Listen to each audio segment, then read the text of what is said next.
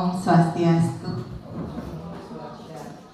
Mohon izin Bapak Kepala Sekolah yang mendesiminasi, mengimbaskan budaya positif dari materi yang Tiang dapat di calon guru penggerak angkatan 11.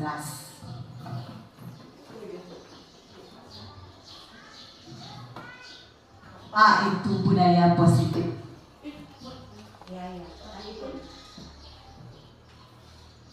Budaya positif ini kebiasaan-kebiasaan di sekolah yang berpihak kepada peserta didik. Kita dituntut sebagai pendidik untuk lebih berpihak kepada murid. Untuk apa kita lebih berpihak kepada murid? Agar murid menjadi pribadi yang kritis, penuh hormat dan bertanggung jawab. Sehingga kita sebagai guru mengusahakan agar membangun budaya positif di lingkungan sekolah.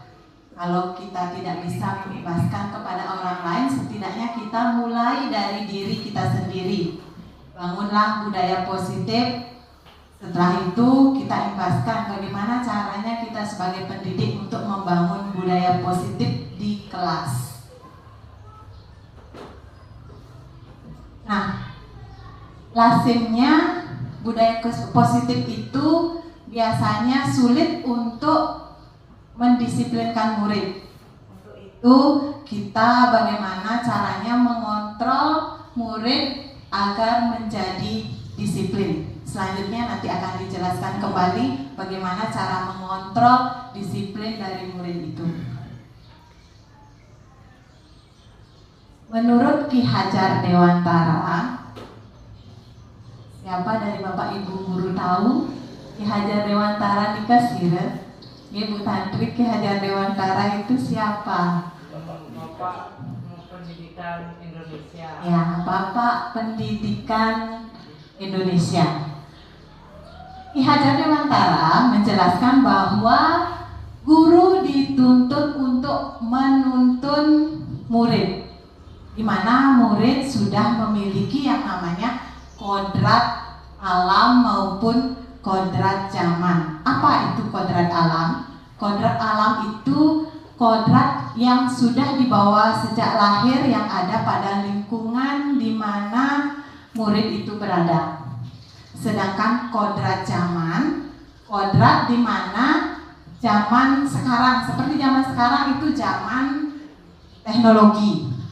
Sedangkan kalau kita dulu kecil ke zaman kolonial. Jadi kalau zaman kolonial mental kita ditempa untuk kuat. Sedangkan sekarang zaman teknologi, anak-anak kita cerdas, tapi mentalnya yang akan kurang. Untuk itu kita sebagai pendidik dituntut untuk bisa menuntun murid untuk mencapai keselamatan dan kebahagiaan setinggi-tingginya. Murid itu seperti benih padi, di mana bagaimana kita sebagai seorang guru untuk memberi pupuk, merawat agar dia menjadi tumbuh subur. Nah, sedangkan ilusi paradigma yang selama ini kita laksanakan sebagai guru, yaitu guru selalu mengontrol murid. Yang kedua, guru membuat orang merasa bersalah dalam menguatkan karakter. Selama ini kita membuat murid itu merasa bersalah, tidak menuntun. Kemudian guru, semua penguatan positif, efektif, dan bermanfaat. Yang ketiga, orang dewasa memiliki hak untuk memaksa. Itu yang ada dalam pikiran kita selama ini.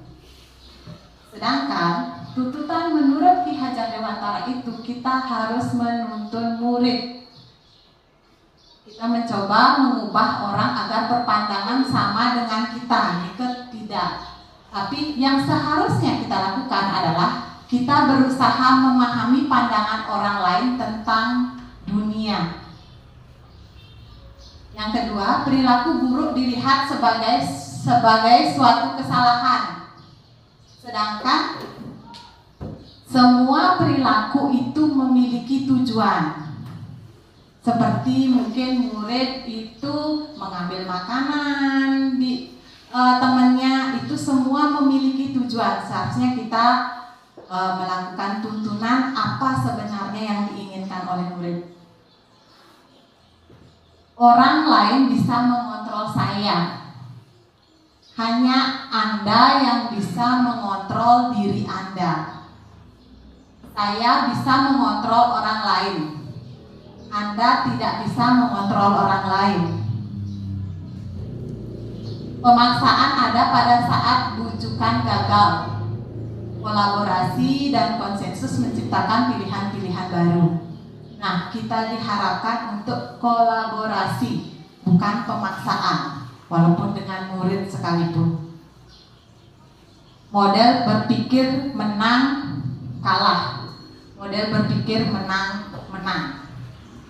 Jadi kalau kolaborasi kita ciptakan, pasti kita menang dan murid pun menang. Nah, apa makna disiplin? Lanjut. Disiplin itu berasal dari kata disiplina yang artinya belajar. Disiplin berkonotasi dengan disiplin diri dari murid-murid menurut Socrates dan Plato. Disiplin membuat orang menggali potensinya menuju sebuah tujuan apa yang dia hargai. Kalau kita menghargai murid, otomatis murid akan tumbuh menjadi pribadi yang disiplin. Namun dalam budaya kita, makna kata disiplin telah berubah menjadi suatu yang dilakukan seseorang pada orang lain untuk mendapatkan kepatuhan. Kecenderungan umum adalah menghubungkan kata disiplin dengan ketidaknyamanan, bukan dengan apa yang kita hargai atau pencapaian suatu tujuan mulia.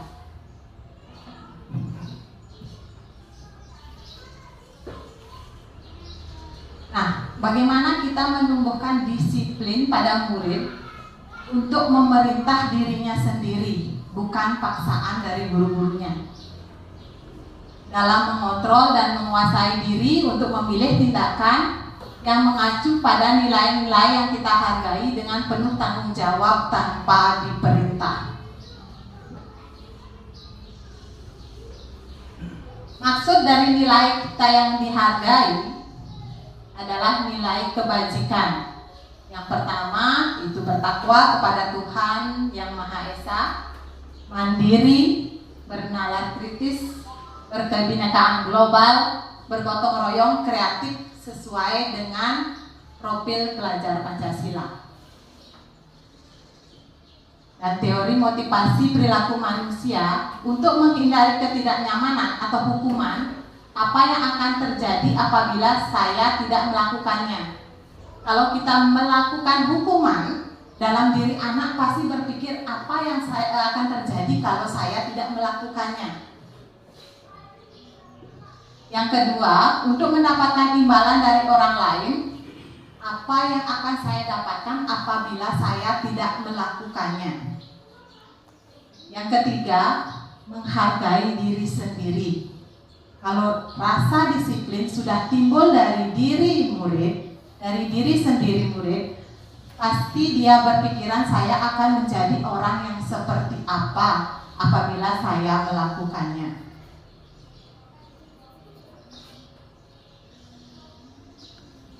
Kebutuhan dasar manusia. Setiap orang punya kebutuhan dasar. Yang pertama, kebutuhan akan cinta kasih atau kasih sayang. Yang kedua, kebutuhan akan penguasaan. Yang ketiga, kebutuhan akan kebebasan. Yang keempat, kebutuhan akan kesenangan. Keempat kebutuhan ini ada kebutuhan yang paling mendasar, yaitu kebutuhan untuk bertahan hidup. Kenapa ada keempat kebutuhan ini? Karena untuk bertahan hidup. Lanjut. Ini contohnya. Ibu Ani seorang guru kelas 5. Ya bingung menghadapi ulah salah satu murid di kelasnya, Agus. Berapa anak telah mengeluhkan Agus yang seringkali meminta bekal makan siang kepada temannya secara paksa. Jika menghadapi situasi seperti ini, apa yang akan Bapak Ibu lakukan? Kira-kira apa alasan Agus melakukan ini? Pasti setiap anak punya alasan kenapa dia mengambil bekal yang dimiliki temannya.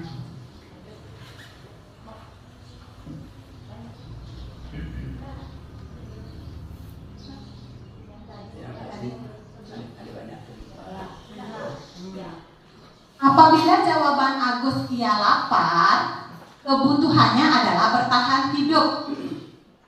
Sedangkan apabila jawaban Agus tadi, karena ia senang temannya memperhatikan dia, jadi kebutuhannya adalah kebutuhan akan kasih sayang.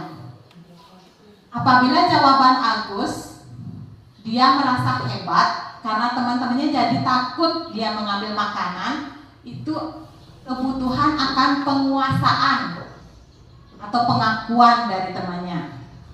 Sedangkan apabila Agus merasa bosan dengan bekal yang dibawakan ibunya, itu ada kebutuhan Agus adalah kebebasan. Sedangkan apabila jawaban Agus karena iseng, dia menikmati ekspresi wajah temannya yang kesal karena diambil makanannya, kebutuhannya adalah kesenangan. Jadi apapun yang terjadi terhadap anak didik kita pasti memiliki suatu tujuan. Nah, di sini ada 5 posisi kontrol yang kita miliki sebagai seorang guru, yang tentunya sudah pernah kita sebagai guru melakukannya. Yang pertama yang pasti sering kita lakukan adalah menghukum. Yang kedua, pembuat merasa bersalah. Yang ketiga, sebagai teman. Yang keempat, pemantau. Dan yang kelima, sebagai manajer. Di sini diharapkan guru-guru itu sebagai manajer. Lanjut.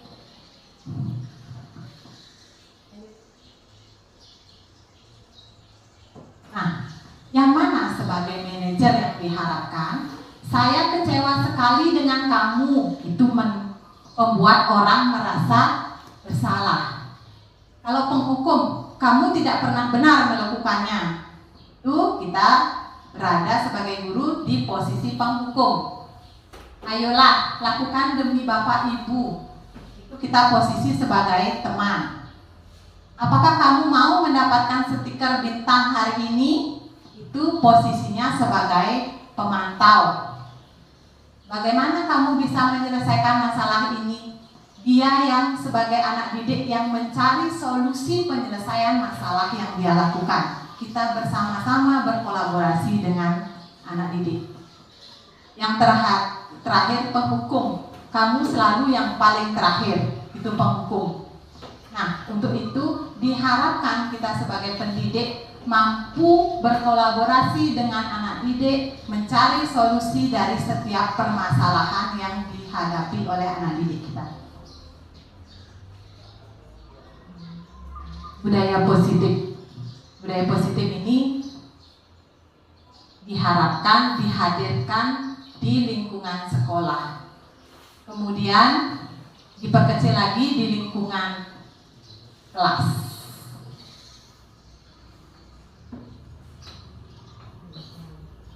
Di lingkungan kelas untuk menghadirkan budaya positif dan bisa menerapkan kita sebagai posisi kontrol, kita membuat keyakinan kelas.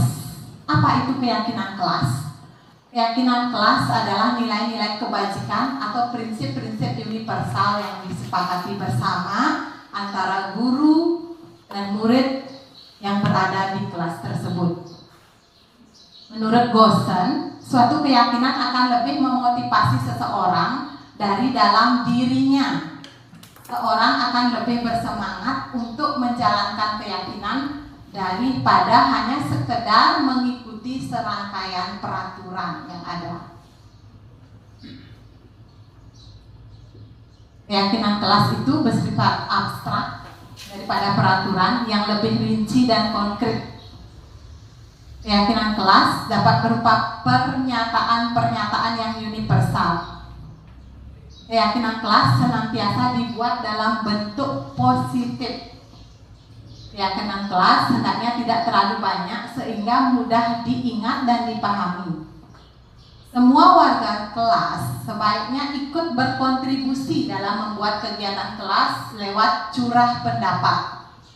Bersedia meninjau kembali keyakinan dari waktu ke waktu. Biasanya keyakinan kelas ini dibuat 1 per 1 semester.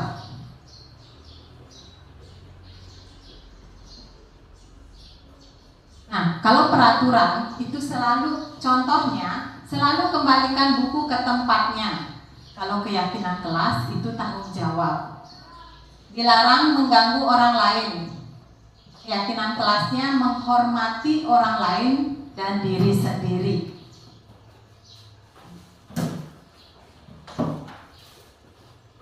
Gunakan masker untuk kesehatan dan keselamatan. Oke, selanjutnya diharapkan kepada Bapak Ibu guru untuk membuat keyakinan kelas di masing-masing kelas.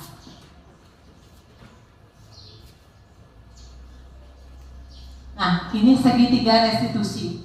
Segitiga restitusi dibuat untuk mencari solusi dari setiap permasalahan yang kita hadapi bersama dengan peserta didik atau murid.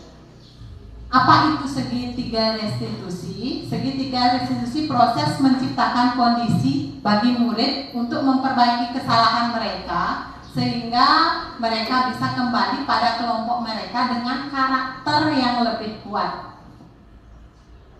Melalui restitusi, guru membantu murid menjadi lebih memiliki tujuan disiplin positif serta memulihkan dirinya setelah membuat salah. Membantu murid untuk jujur pada diri sendiri dan mengevaluasi dampak dari kesalahan yang dilakukan. Memberikan penawaran bukan paksaan.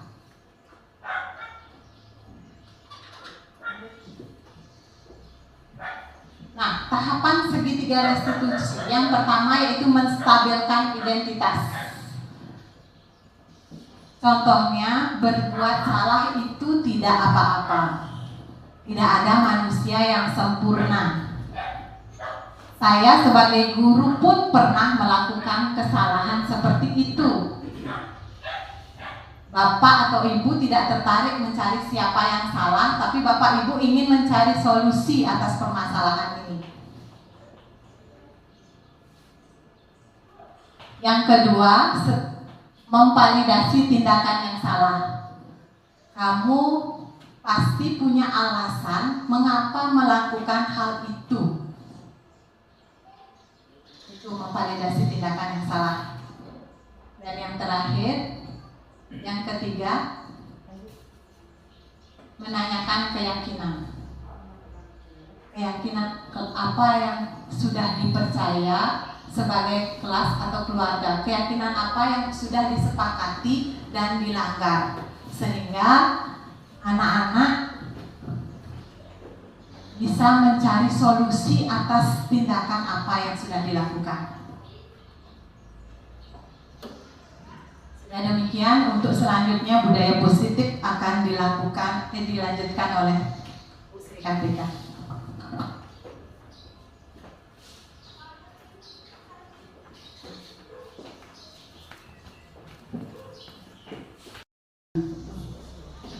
Tadi teman Tiang sudah menyampaikan panjang lebar tentang diseminasi budaya positif yang kami terima pembelajaran CGP di Angkatan 11 Kabupaten Kelungkung. Sudah ibunya menerangkan berbagai materi, namun dia di sini akan menyampaikan atau mungkin lebih menegaskan ya, supaya pemahaman ibu bapak guru di SD Separuh Bulu Kaje lebih paham atau lebih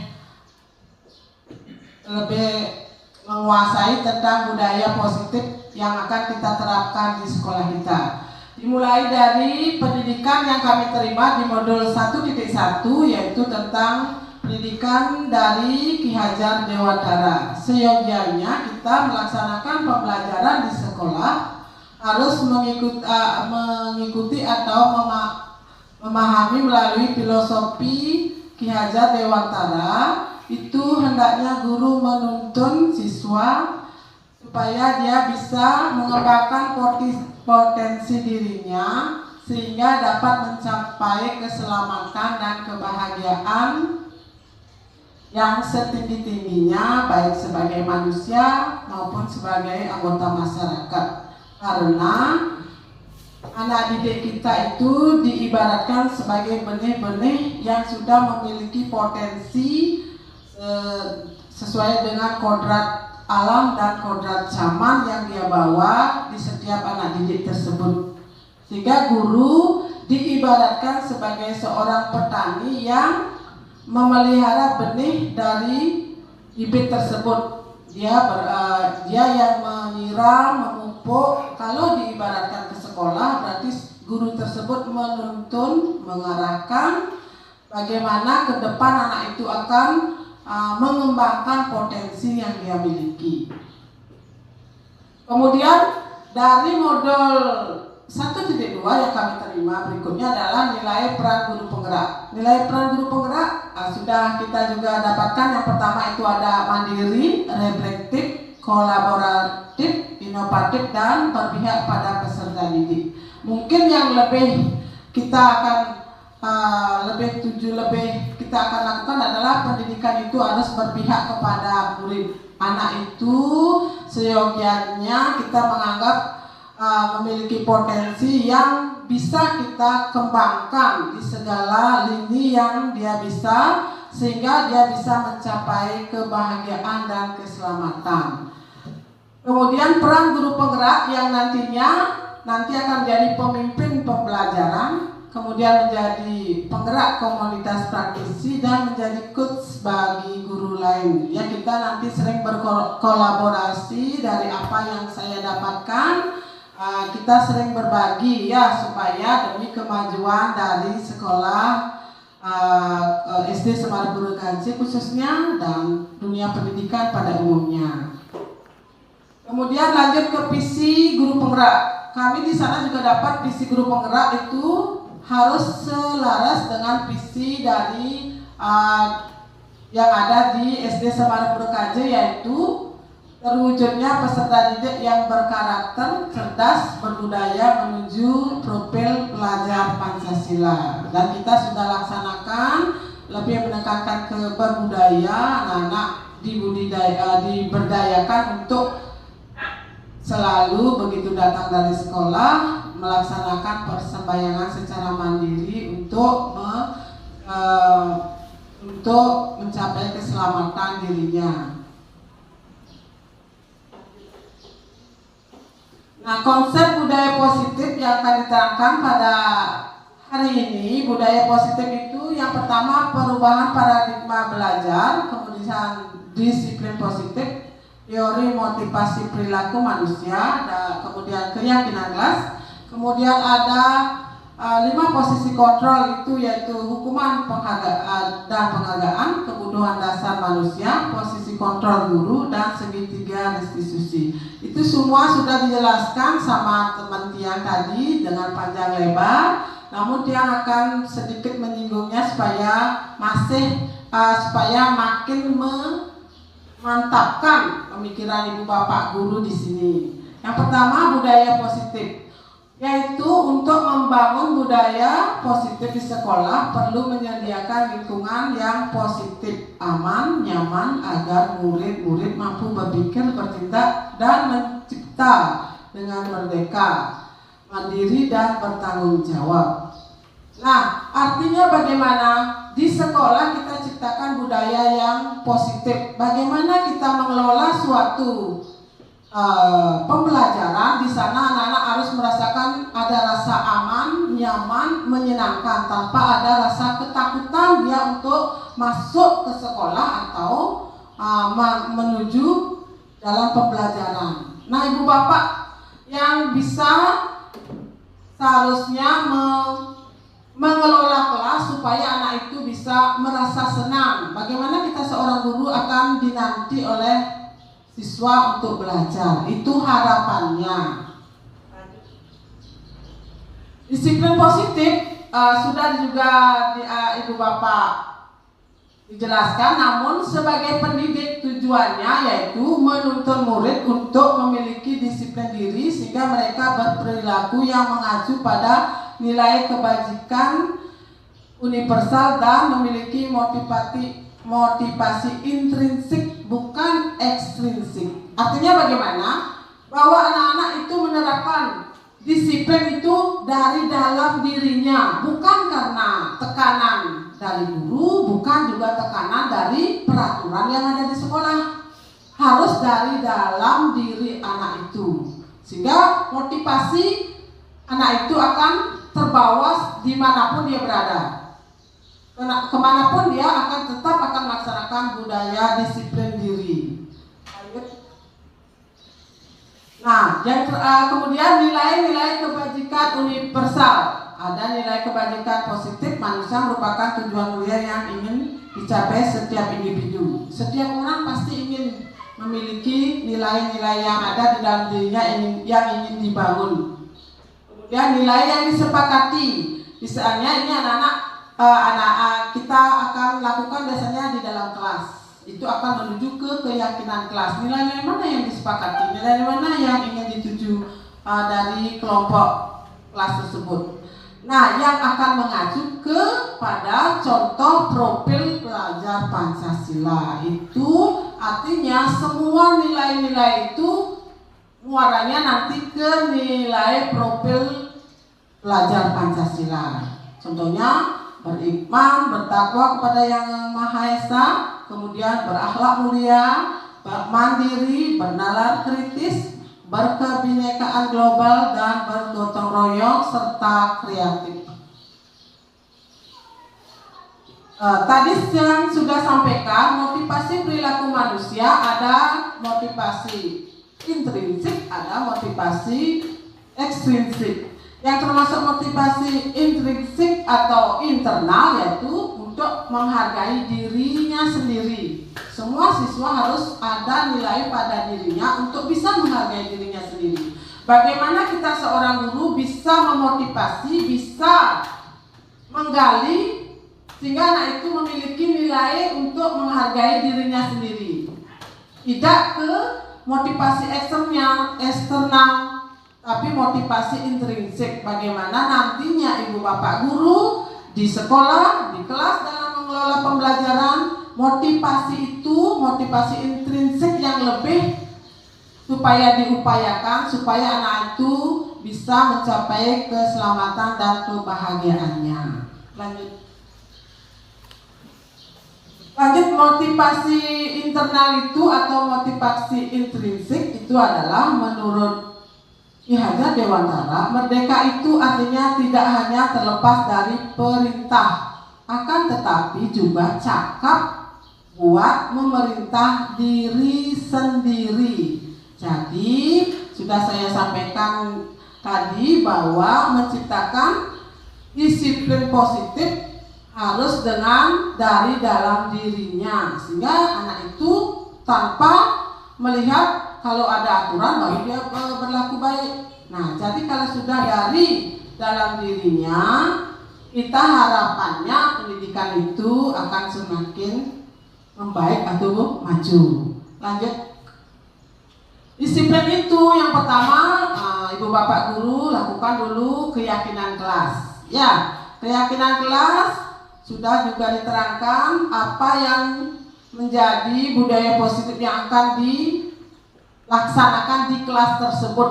Nah, setiap guru nantinya di kelas-kelas masing-masing memiliki keyakinan kelas dari kelas tersebut. Lanjut.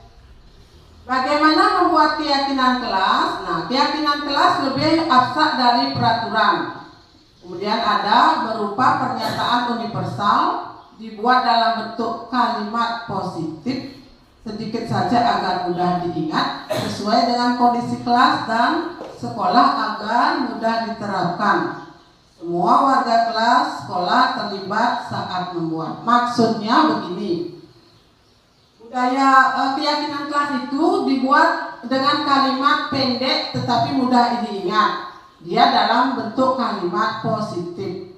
Contoh, ada misalnya rembugan dari anak-anak hasil urun pendapatnya membuat keyakinan kelas dengan tidak membuang sampah pada tempatnya. Nanti keyakinan kelasnya akan jadi membuang sampah pada tempatnya. Kemudian tidak datang terlambat, itu misalnya ke kelas, berarti dia disiplin, dia masuk anak itu. Dan keyakinan kelasnya menjadi disiplin, artinya hadir tepat waktu dalam pembelajaran. Itu contoh saja dulu ya. Lanjut.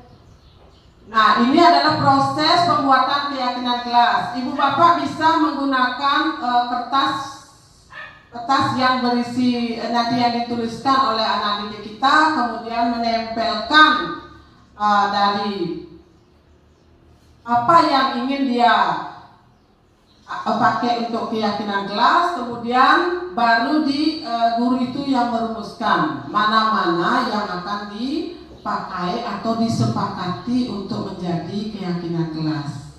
Itu. Nah, sebelumnya ada kebutuhan dasar manusia yang tadi sudah dijelaskan juga panjang lebar, yaitu kebutuhan akan bertahan hidup, ada kebutuhan akan kasih sayang, kebutuhan akan kebebasan, kebutuhan akan penguasaan, dan kebutuhan akan kesenangan. Itu anak yang memiliki hak yang memiliki untuk itu. Namun nantinya setiap ada masalah itu bisa disampaikan mana yang dia pakai untuk dasar pembuatan masalah itu. Dari setiap kebutuhan dasar manusia semua memiliki, semua anak memiliki kebutuhan bertahan hidup, kebutuhan akan kasih sayang, kebutuhan akan kebebasan, kesenangan, dan penguasaan. Semua siswa memiliki. Setiap ada masalah, nah kita akan mengacu pada kebutuhan tersebut, mana yang dia kurang di dalam hidupnya. Lanjut. Nah, menurut kebutuhan dasar manusia, menurut Dr. William Glasser dalam teorinya, kebutuhan bertahan hidup adalah kebutuhan bersifat fisiologis untuk bertahan, misalnya kesehatan, makanan. Kemudian kebutuhan akan kasih sayang dan rasa diterima. Misalnya dia di kelasnya mungkin rasa kasih sayang yang ingin dia rasakan. Mungkin di rumahnya dia merasa kurang, makanya dia mencari dia di kelas dia mencari pelariannya. Lanjut.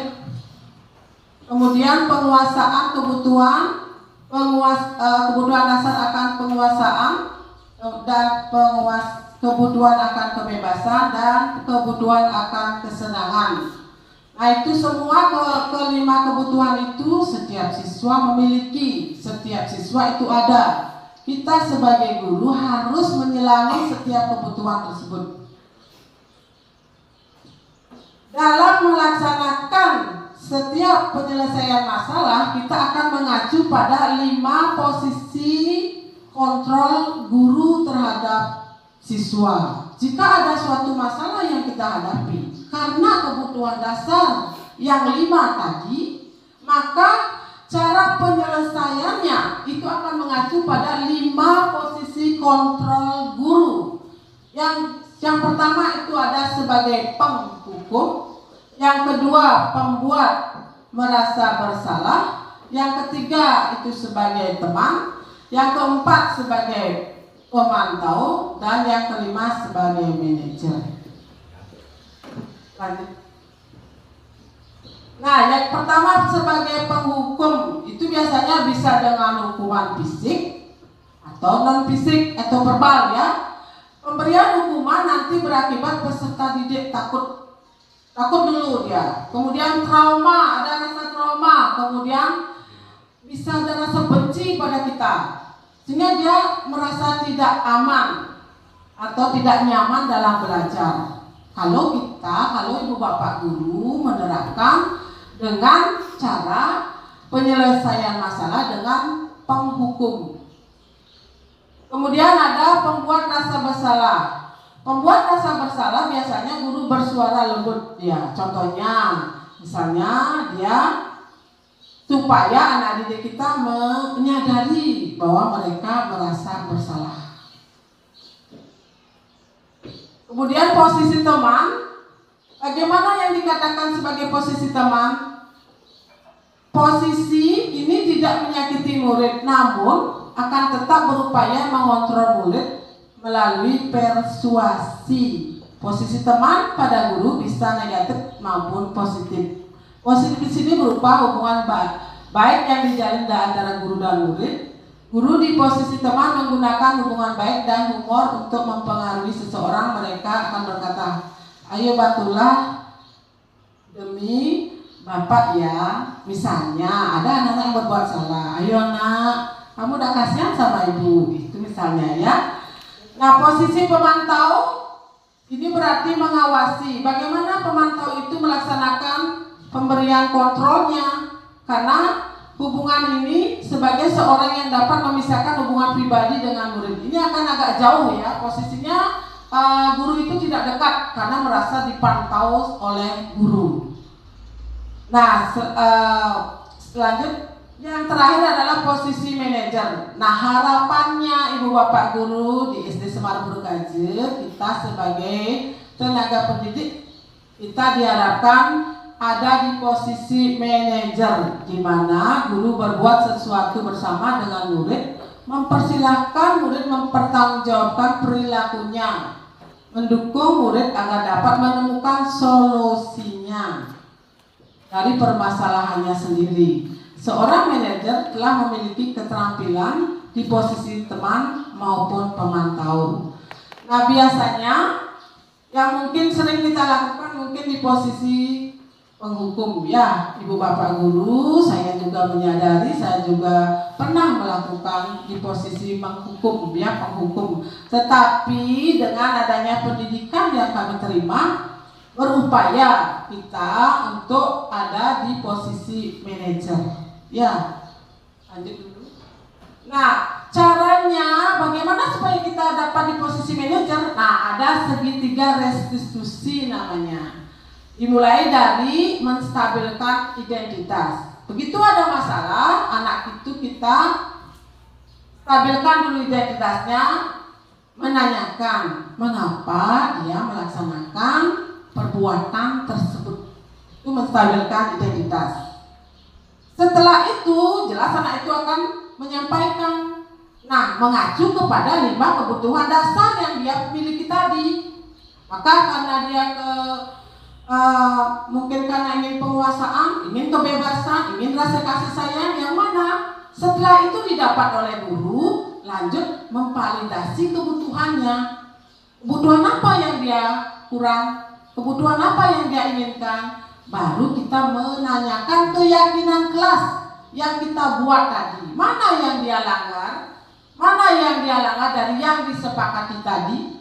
Nah, begitu caranya untuk membuat kita supaya dapat melaksanakan tindakan dengan sampai ke posisi manajer. Lanjut.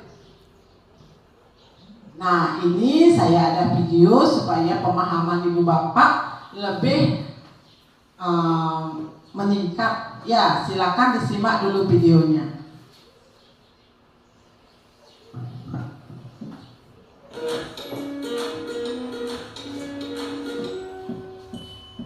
Salam bahagia ibu dan bapak guru hebat. Dalam penerapan disiplin positif restitusi, salah satu program yang dikembangkan adalah 5 posisi kontrol. 5 posisi kontrol dalam restitusi adalah proses perjalanan seorang pendidik agar dapat mengenali dirinya. Pada video kali ini, kita akan membahas tentang 5 posisi kontrol yang dikembangkan oleh Diane Gossen dan contoh penerapannya.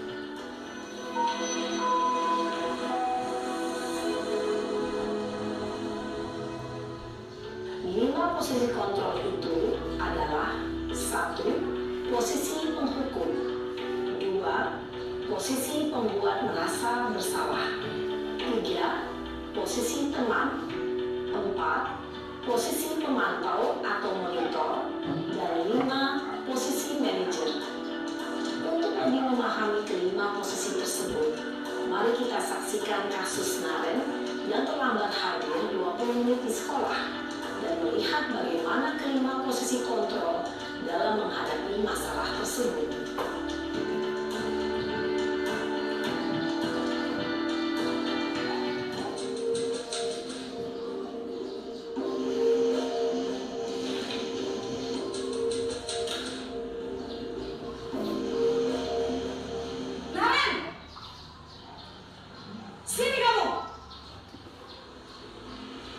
Selamat pagi, Bu. Selalu terlambat. Kamu deh, pasti terlambat. Maaf, Bu. Saya... Apa? Apa coba? Alasan kamu apa lagi? Kapan sih kamu tidak terlambat? Malas sekali ya kamu jadi anak. Saya... Dasar pemalas. Gak kapok-kapok sih kamu. Sudah berapa kali terlambat? Sana, kamu keliling lapangan basket 2 kali. Kenapa saya harus keliling lapangan basket, Bu? Kenapa? Kamu melawan ibu. Berani-beraninya jawab. Sudah terlambat, masih berani jawab pula. Sekarang, keliling lapangan basket 5 kali sekalian. Biar kapok. Cepat. Pergi sana ke lapangan basket. Posisi penghukum biasanya berbicara dengan nada tinggi, menghardik, menunjuk-nunjuk, menyakiti, dan menyindir. Hukuman bisa berupa fisik maupun psikis. Ibu dan bapak guru hebat. Dampak yang terjadi pada murid ketika guru berada pada posisi penghukum adalah murid cenderung akan memberontak, bahkan menyimpan dendam.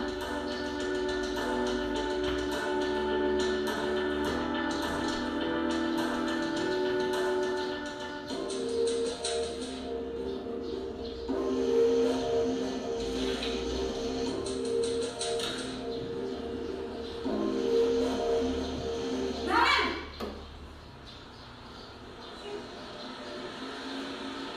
Selamat pagi, Bu. Naren!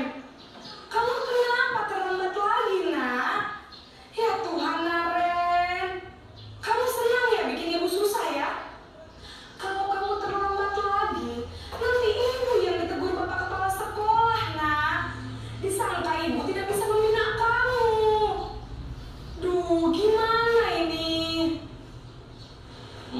Maaf, Bu. Duh, Gusti Naren. Kamu suka ya kalau ibu ditegur bapak kepala sekolah? Terus, sekarang ibu harus tulis apa ini di buku absen? Ini kamu sudah sering terlambat loh. Ibu harus apa coba? Maaf, Bu. Maaf sekali. Ya sudah, lain kali jangan bikin ibu susah lagi ya nak ya. Ibu tidak akan kuat lagi kalau kamu begini terus. Bisa jantungan kalau ibu ditegur bapak kepala sekolah. Sana cepat ke kelas. Maaf ya, Bu. Maaf sekali. Posisi pembuat rasa bersalah berbicara dengan nada tenang, cenderung lembut. Namun kata-kata yang diutarakan membuat murid merasa menjadi orang yang gagal, memandang buruk dirinya sendiri, merasa tidak berharga, dan tidak sanggup membahagiakan orang lain. Ketika guru mengambil posisi pembuat rasa bersalah, murid akan menganggap dirinya yang bersalah dan ia akan menyimpan emosi negatif tersebut di dalam dirinya.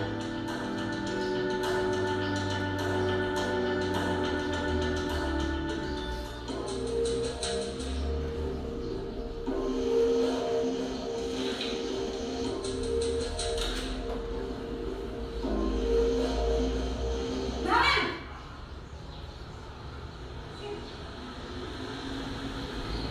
Selamat pagi, Bu.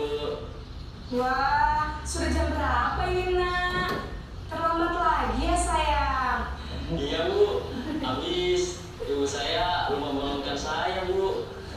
Kamu malah menyalahkan ibu kamu. Kamu bukannya hatinya paling kencang. Kok terlambat sih? Iya, Bu. Saya memang terlambat bangun tadi. Jadi, biarpun saya lari kencang, tetap gak kekejar, Bu. Ya sudah sana. Nanti lain kali larinya lebih kencang lagi ya. Biar gak terlambat lagi. Bikin senang ibu. Demi ibu. Bisa kan? Bisa lah, Bu. Ya sudah sana masuk kelas. Ibu beresin urusan absen kamu. Kamu ini ada-ada saja. Dalam posisi teman, guru berbicara dengan nada suara ramah, akrab, cenderung bersenda gurau untuk menjaga suasana tetap santai. Murid akan merasa senang, aman, dan akrab dengan guru. Identitas yang tercipta adalah identitas sukses atau berhasil. Namun, perlu diingat, karena ini masih dorongan eksternal, maka ada faktor ketergantungan dari murid kepada orang tertentu. Di sini, guru absennya, sehingga di lain waktu, murid bisa berperilaku baik, namun hanya kepada orang-orang tertentu saja.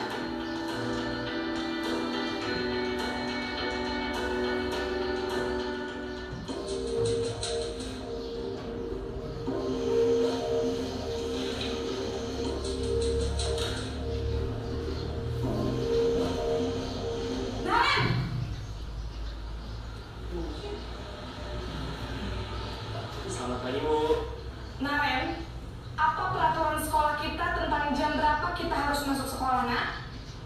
Kita harus di sekolah jam 7, Bu.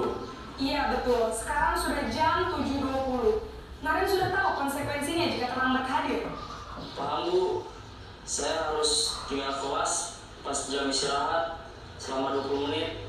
Iya benar, konsekuensinya demikian. Jadi nanti jam 9.30 pas istirahat, kamu harus tinggal di kelas, kerjakan tugas tambahan untuk ketertinggalan kamu, ya? Baik, Bu. Posisi pemantau mengandalkan penghitungan atau data untuk mengontrol murid. Guru mengarahkan murid berdasarkan peraturan dan konsekuensi. Seorang pemantau menunjukkan bahasa tubuh dan ekspresi wajah yang datar dan cenderung formal.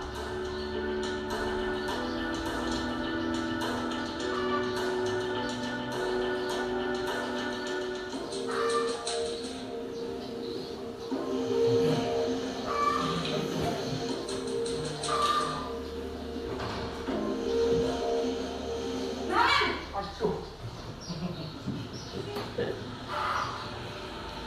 Selamat pagi, Bu. Selamat pagi, Naren. Maaf, Bu. Saya terlambat. Iya, sekolah masuknya jam 7, sekarang sudah jam 7.20.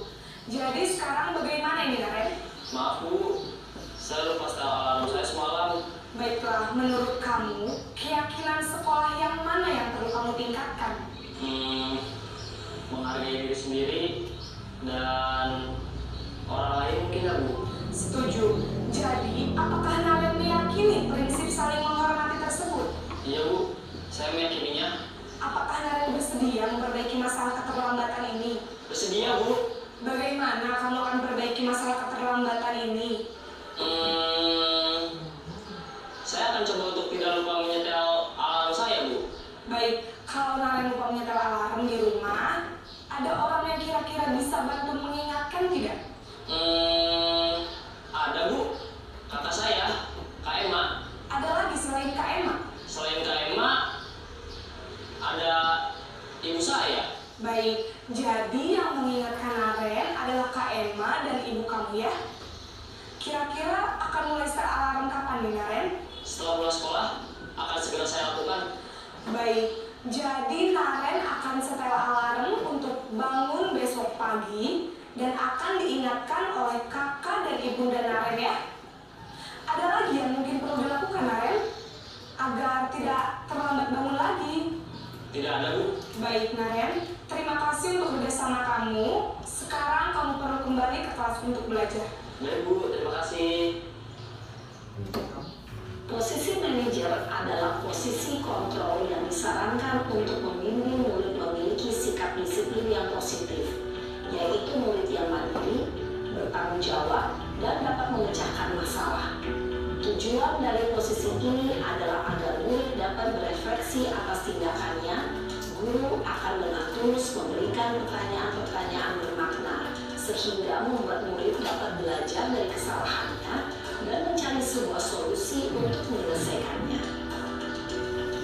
Ibu dan Bapak guru hebat, setelah mengamati adegan kelima posisi kontrol tadi, kira-kira posisi mana yang paling ideal? Posisi mana yang dapat menunjang motivasi intrinsik murid? Ya, tentu posisi manajer. Posisi ini memang posisi ideal yang ingin dituju setiap pendidik.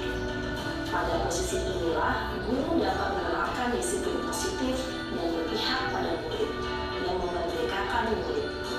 Perjalanan seorang pendidik tentunya tidak mudah untuk sampai pada posisi seorang manajer. Namun, tujuan kita pasti, yaitu menciptakan murid-murid yang mandiri, merdeka, dan bertanggung jawab. Semoga penggambaran 5 posisi kontrol yang telah diperlihatkan ini dapat menjadi ajang refleksi bagi kita semua, agar dapat terus mengasah dan menerapkan disiplin positif yang memerdekakan murid. Mari terus berlatih dan bersemangat. Selamat menerapkan. Salam dan bahagia, Ibu dan Bapak guru hebat.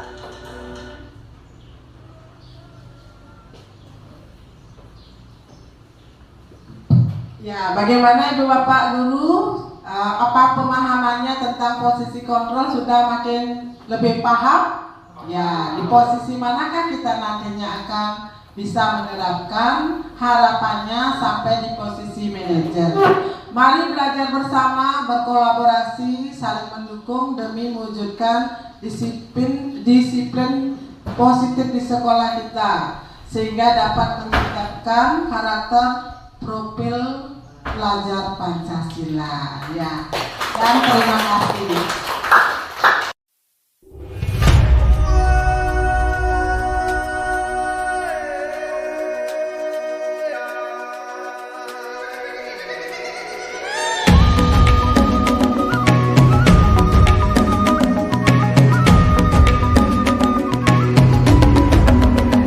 Bangun dan bukalah matamu, saatnya meraih mimpimu.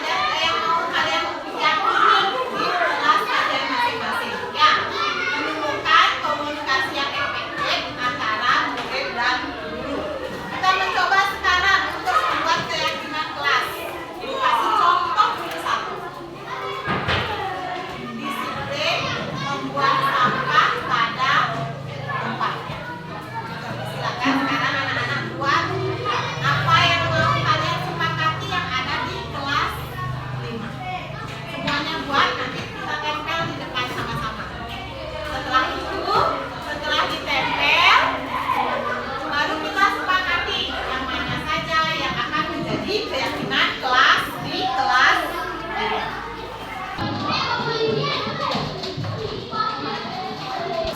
Keyakinan kalian diri kalian sendiri yang meyakini apa yang mau diyakini di kelas ini. Tentunya tidak mungkin sama dengan teman-teman yang lainnya. Sendiri itu yang kalian yakini sendiri, bukan aku. Tempel itu data tempelannya itu data tempel. Ya, tempel di sini. Nah, atasnya lagi boleh, sampingnya boleh.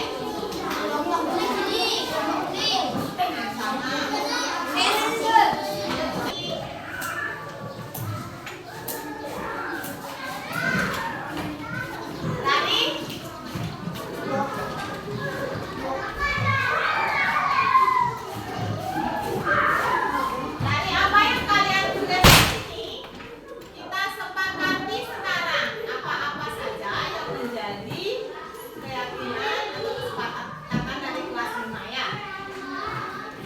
Tidak boleh membuli.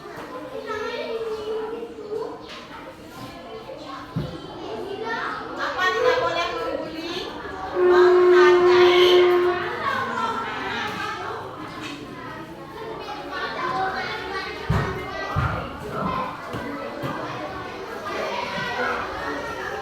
Yang kedua, harus ada jadwal piket. Kebersihan kelas.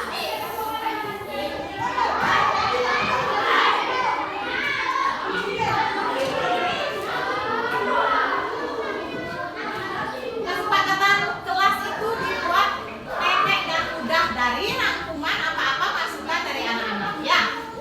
Biar mudah tertib.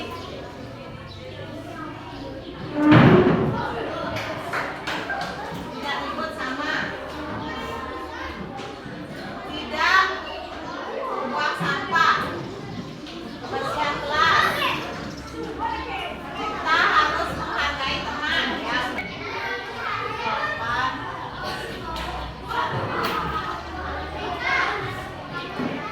Tidak boleh ribut. Tertib sama. Tidak boleh mengejek. Kebersihan. Buang sampah. Udah. Jadi setelah masukan yang ibu dapatkan ada 4 kesepakatan kelas di sini. Menghargai teman. Ya, itu kalian sendiri yang punya masukan untuk saling menghargai sesama teman di kelas. Nah, salah satunya tidak mengejek, tidak menyebutkan nama orang tua. Itu yang kalian sepakati ya. Yang kedua, kebersihan kelas sesuai dengan tiket yang sudah dijadwalkan. Siapa yang tiket hari Senin? Kalau tiket diusahakan kalian hadir tepat waktu. Sampah sembarangan, buang sampah pada tempatnya. Dan keempat, sopan santun. Sopan santun itu kepada teman dan juga kepada guru yang masuk. Bagaimana? Nah, kalau ada guru yang masuk, kasih apa? Kasih salam. Kita mengakhiri pelajaran ada salamnya. Itu namanya salah satu bentuk sopan. Om Swastiastu. Pada kesempatan kali ini, saya akan memberikan refleksi mengenai keyakinan kelas yang sebelumnya sudah dibuat oleh Ibu Niluh Emidiantini. Keyakinan kelas ini berisi kebiasaan-kebiasaan yang harus diterapkan setiap warga kelas. Dan yang saya rasakan setelah dibuat keyakinan kelas ini dan diterapkan setiap warga kelas, terciptanya kelas yang nyaman dan penuh rasa kekeluargaan. Kedepannya melalui penerapan keyakinan kelas kami, saya yakin akan banyak tercipta budaya-budaya positif di sekolah kami. Sekian dari saya, Om Santi.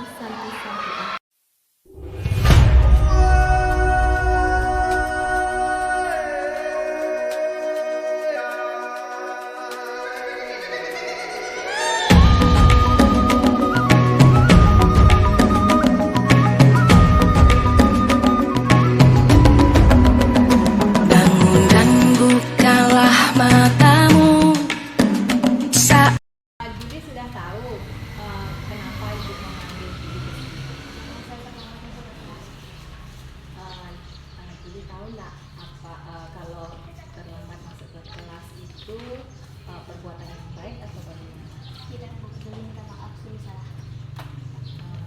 Ibu juga bukan manusia yang sempurna, jadi semua orang pernah berbuat salah. Ibu tidak tertarik untuk mencari siapa yang benar dan siapa yang salah. Terus apa yang akan Juli lakukan kalau sering terlambat masuk ke kelas? Saya tadi keasikan bermain dengan teman sebelum jajan ke kantin. Ini saya makan dan minum sudah hampir mau bunyi bel, makanya saya terlambat. Bermain memang seru. Kamu pasti sangat menyukainya.